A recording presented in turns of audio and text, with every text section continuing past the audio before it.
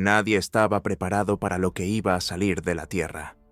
Lo que se está encontrando bajo la ruta del Tren Maya ha dejado a muchos investigadores con la misma reacción: silencio, porque durante más de 1000 años, la selva de la península de Yucatán no solo cubrió ruinas, las escondió como si fueran un secreto que no debía repetirse. Durante siglos, este territorio fue un mundo verde casi impenetrable. Raíces como cables, humedad que lo devora todo y capas de suelo acumuladas que convierten cualquier estructura antigua en un montículo más. Pero cuando en 2018 comenzaron las obras del Tren Maya, un proyecto enorme, pensado para conectar el sureste, el subsuelo empezó a hablar. Cada corte en el terreno, cada zanja, cada relleno para las vías, se convirtió en una excavación accidental.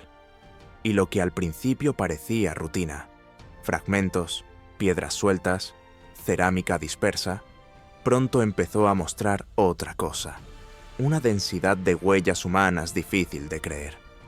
El trazado atraviesa selvas donde aún se mueve el jaguar, cenotes que parecen espejos, manglares vivos, aves de colores imposibles.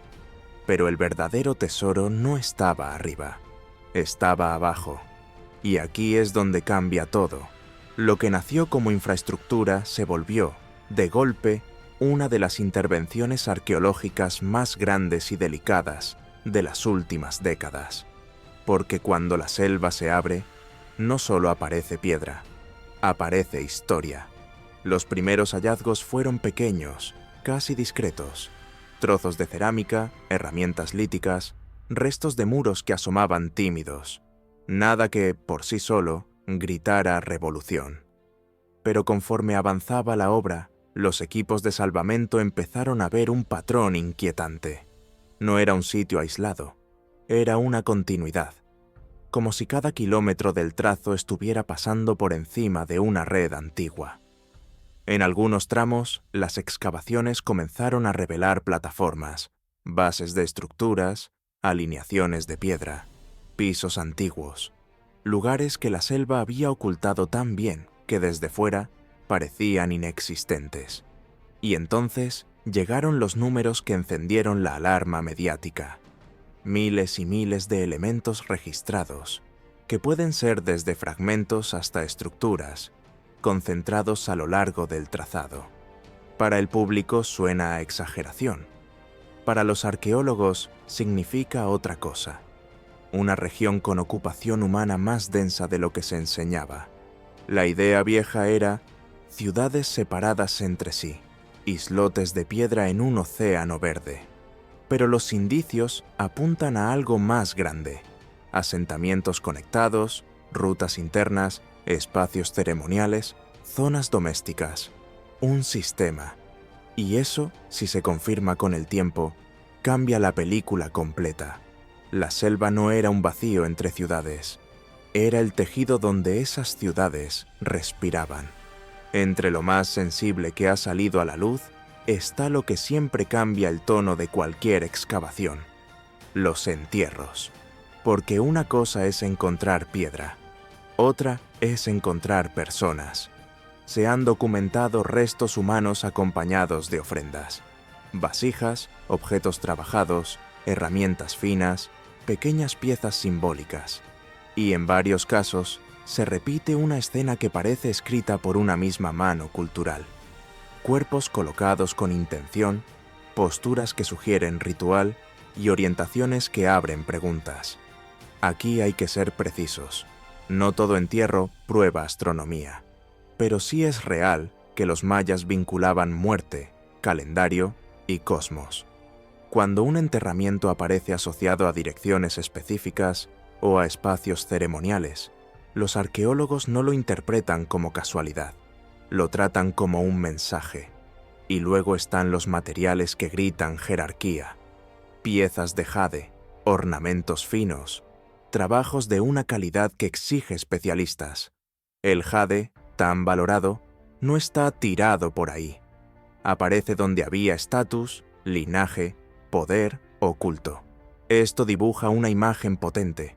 No era solo una civilización de templos, Era una civilización de protocolos. Hasta la muerte tenía arquitectura.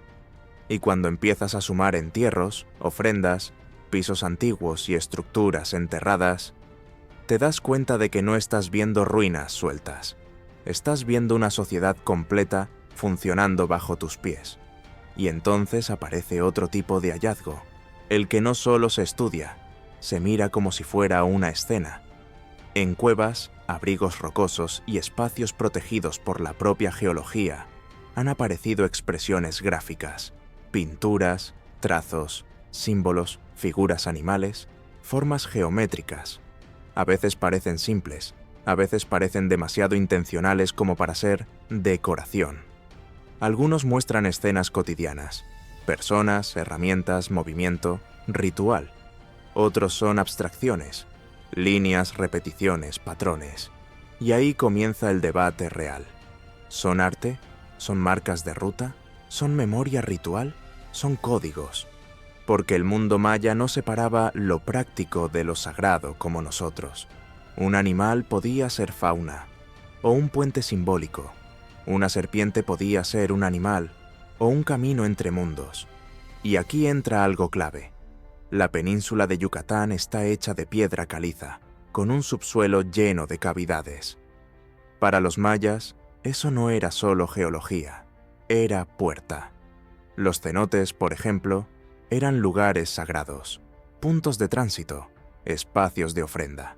Así que cuando aparecen señales humanas, cerca de cuevas y entradas naturales, el hallazgo deja de ser curioso y se vuelve inquietante, porque estás tocando el borde entre la ciudad visible y el mundo de abajo.